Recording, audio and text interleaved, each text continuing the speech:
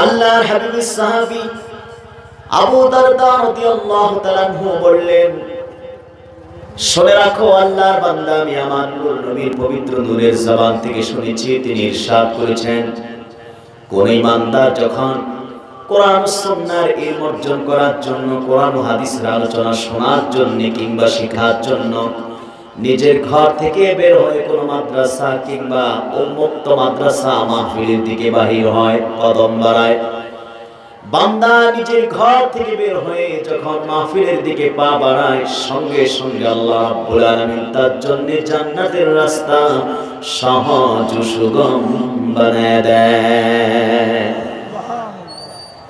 আমরা কোরআনের প্ল্যাটফর্মে এসেছি, যদি বিশুদ্ধ নিয়তে এসে থাকি, আল্লাহ পাক জান্নাতের রাস্তা আমাদের জন্য সহজ করে দিবেন। সুবহানাল্লাহ বলুন। কষ্ট না হলে আওয়াজ করে বলুন সুবহানাল্লাহ। আমরা কোরআন কারীম সূরাতুল ফুরকান থেকে কয়েকটি আয়াত কারিমা তেলাওয়াত করেছি। সূরা ফুরকান,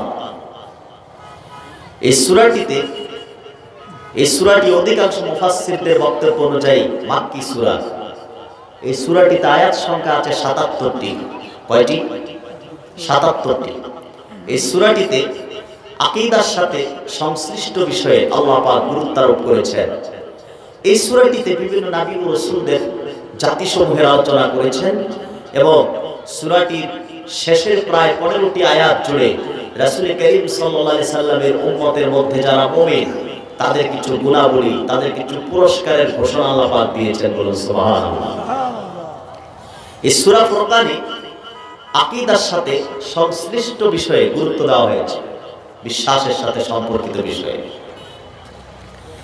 আমরা প্রথমে শুনব এই সূরা ফুরকান নাজিল হওয়ার প্রেক্ষাপট। ইমাম জালালউদ্দিন সুয়ুতী রাহমাতুল্লাহ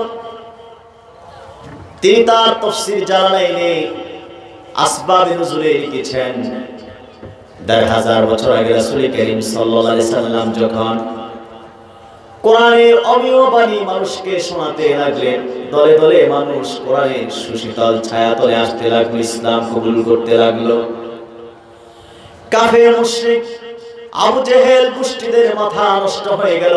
এভাবে যদি মুহাম্মদ সাল্লাল্লাহু আলাইহি সাল্লামের পবিত্র জবান থেকে কোরআন শুনে মানুষ দিন দিন মুসলমান হতেই থাকে, তাহলে আরবে বাপদাদার ধর্মের অস্তিত্ব খুঁজে আর পাওয়া যাবে না। সেজন্য তারা বিভিন্ন সময় রাসূল করিম সাল্লাল্লাহু আলাইহি ওয়াসাল্লামকে হুমকি আর ধমকি দিতে লাগলেন। তাদের হুমকি আর ধমকিতে দাওয়াতের কাজ বন্ধ হলো না। অবশেষে তারা কোরআনের বিরুদ্ধে কিভাবে মানুষকে কোরআন থেকে বিমুখ করা যায়, কিভাবে রাসূল করিম সাল্লাল্লাহু আলাইহি সাল্লাম থেকে মানুষকে সরানো যায়, সেজন্য তারা কোরআনের বিরুদ্ধে অপপ্রচার, মিথ্যাচার শুরু করলো। তাফসীরের কিতাব এসেছে, কাফের মুশরিক কুরাইশরা মানুষের কানের কাছে যে বলতে লাগলো, তোমরা যে মুহাম্মদ সাল্লাল্লাহু আলাইহি সাল্লামের কদমে যাও আর কোরআন শুনতে পাও, মুহাম্মদ সাল্লাল্লাহু আলাইহি সাল্লাম যা শোনান তা কল্প যুগের, প্রাচীন যুগের কল্প কাহিনী। আবার তাদের কেউ বলল তা জিনের কথা, আবার তাদের কেউ বলল তা জাদুকরের কথা, কেউ বলল মুহাম্মদ সাল্লাল্লাহু আলাইহি সাল্লামের নিজের ওই রচনা। এভাবে কোরআনের বিরুদ্ধে অপপ্রচার শুরু করলো। আল্লাহ রাব্বুল আলামিন সূরাতুল ফুরকান নাযিল করলেন। প্রথম আয়াতে কাফের মুশরিক বেঈমানদের মিথ্যাচারের জবাব দিয়ে আল্লাহ পাক বলেন, তাবারাকাল্লাযী নাযালাল ফুরকানা আলা আবদিহি লিয়াকুনা লিল আলামিনা নাযীরা। আল্লাহ রাব্বুল আলামিন বলেন, কত মহান তিনি যিনি ফুরকান অবতীর্ণ করেছেন আপন বান্দা মুহাম্মদ সাল্লাল্লাহু আলাইহি ওয়াসাল্লামের প্রতি, যাতে তিনি হতে পারেন বিশ্ববাসীর জন্য সতর্ককারী। জোরে কোন সুবহানাল্লাহ। কাফেরদের মিথ্যার প্রাচীর ভেঙে আল্লাহ পাক চুরমার করে দিলেন। ও কাফেররা, ও মুশরিকরা, যারা কোরআনের বিরুদ্ধে অপপ্রচার করো, কোরআন নিয়ে সন্দেহ করো, কোরআনকে আল্লাহর বাণী বলে অবিশ্বাস করো, তোমাদের ধারণা তা প্রাচীন যুগের কল্প কাহিনী, তোমাদের ধারণা কোরআন জিনের কথা, তোমাদের ধারণা কোরআন মানুষের কথা, আসলে তা মানুষের কথা নয়, জিনের কথাও নয়। আমি আল্লাহ আমার হাবিবের উপর ফুরকান নাযিল করেছি। আর ফুরকান অর্থ কি? ফুরকান অর্থ হচ্ছে সত্য মিথ্যা, ন্যায় অন্যায়ের মধ্যে পার্থক্য নিরূপণকারী। বলুন সুবহানাল্লাহ। যখন আল্লাহ রাব্বুল আলামিন সূরা ফুরকানের প্রথম আয়াতে কাফেরদের মিথ্যাচারের বিরুদ্ধে জবাব দিলেন, তারপরেও কাফেররা কোরআনের বিরুদ্ধে অপপ্রচার বন্ধ করে নাই। আল্লাহর পক্ষ থেকে তখন আসলো কাফেরদের বিরুদ্ধে চ্যালেঞ্জ।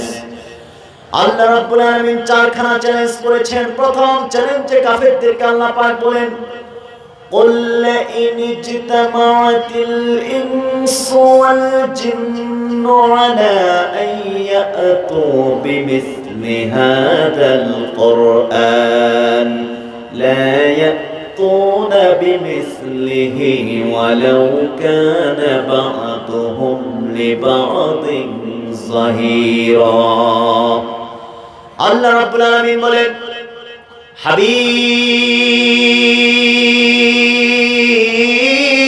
হাবিব মুহাম্মদ সাল্লাল্লাহু আলাইহি ওয়াসাল্লাম, আপনি অবিশ্বাসী কাফেরদেরকে বলুন, কাফেররা যারা কোরআন নিয়ে অবিশ্বাস করে সন্দেহ করো, আল্লাহর বাণী বলে বিশ্বাস করো না, তোমাদের প্রতি চ্যালেঞ্জ করা হলো, দুনিয়ার সব জিন আর মানুষ যদি একটি এজেন্ডা বাস্তবায়ন করার জন্য ঐক্যবদ্ধ হয়, আর তা হলো আল্লাহর কোরআনের অনুরূপ একটি কিতাব তারা রচনা করে আনবে, কিয়ামত পর্যন্ত তারা চেষ্টা চালাবে, আল্লাহর কোরআনের অনুরূপ একটি কিতাব তারা রচনা করে আনতে পারবে না।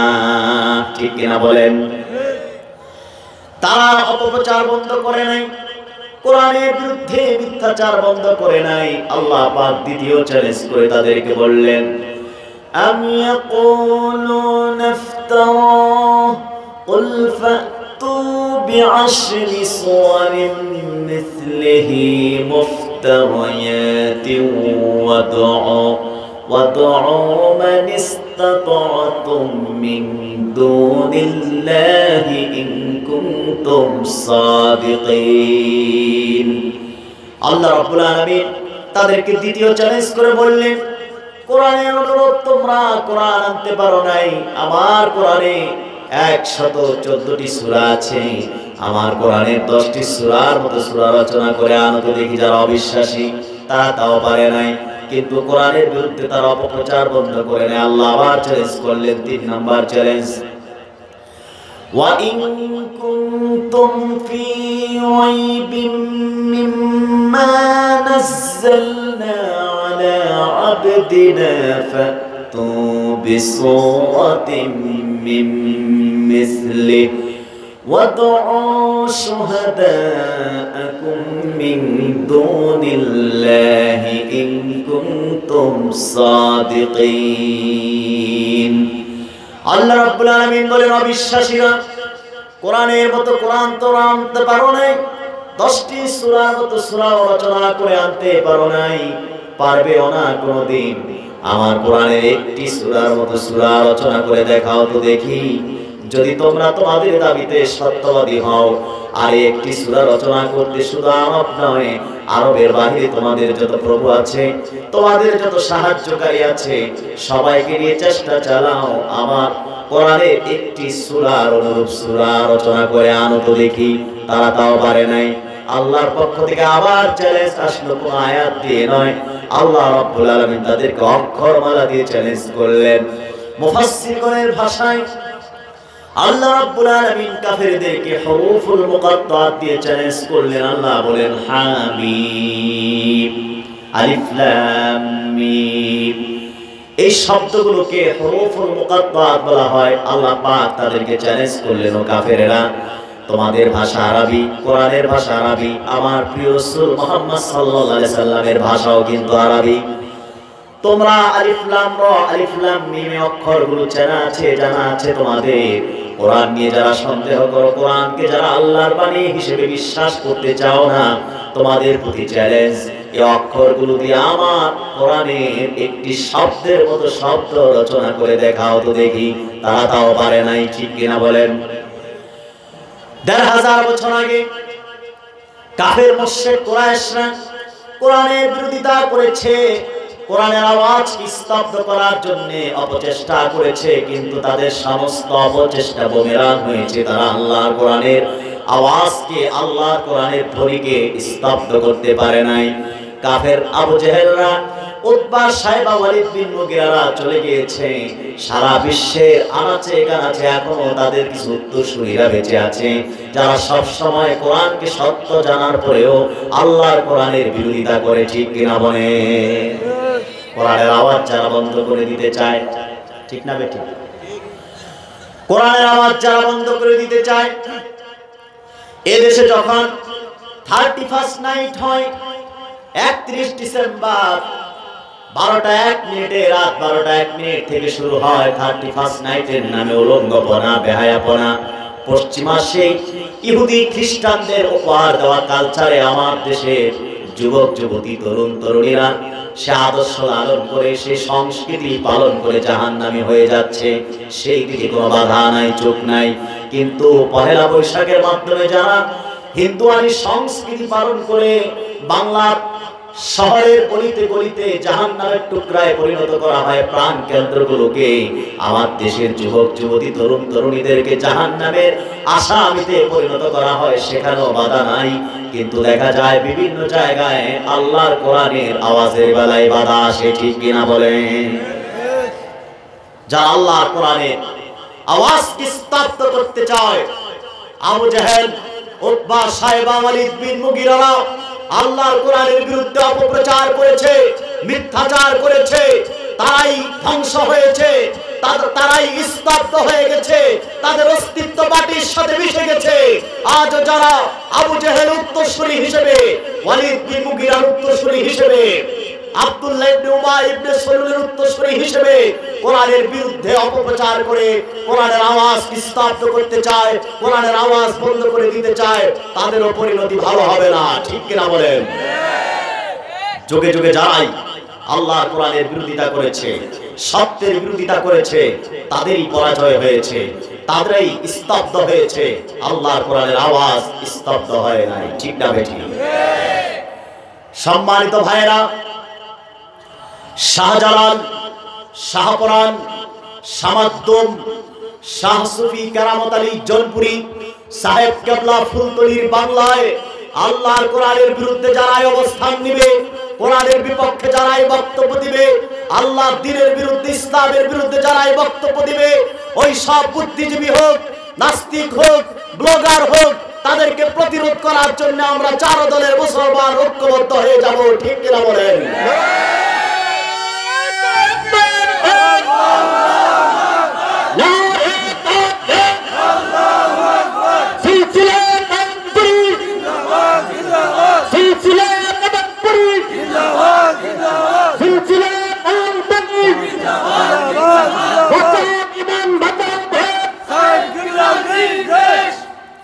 সম্মানিত ভাইরা, ইসলাম বিরোধী চক্র বাংলাদেশে মাথা চাড়া দিয়ে উঠেছে। আপনারা দেখতে পাচ্ছেন বাংলাদেশের ভাগ্য আকাশে আমাবস্যার কালো রাত মানুষের মাথার উপর অপেক্ষা করছে। যদি সেই আমাবস্যার কালো রাতকে আমরা অতিক্রম করে সূর্যের আলোর মধ্যে না যেতে পারি, দিনের আলোর মধ্যে দিনের পতাকা তলে প্রবেশ না করতে পারি, তাহলে বাংলাদেশ নিয়ে যারা ষড়যন্ত্রে লিপ্ত আছে, ইসলাম নিয়ে যারা ষড়যন্ত্রে লিপ্ত আছে, যারা আল্লাহর কোরআনের শাসন ব্যবস্থা চায় না, আল্লাহর কোরআনের বিধিবিধানের বিপক্ষে কথা বলে, তারাই বিজয়ী হয়ে যাবে।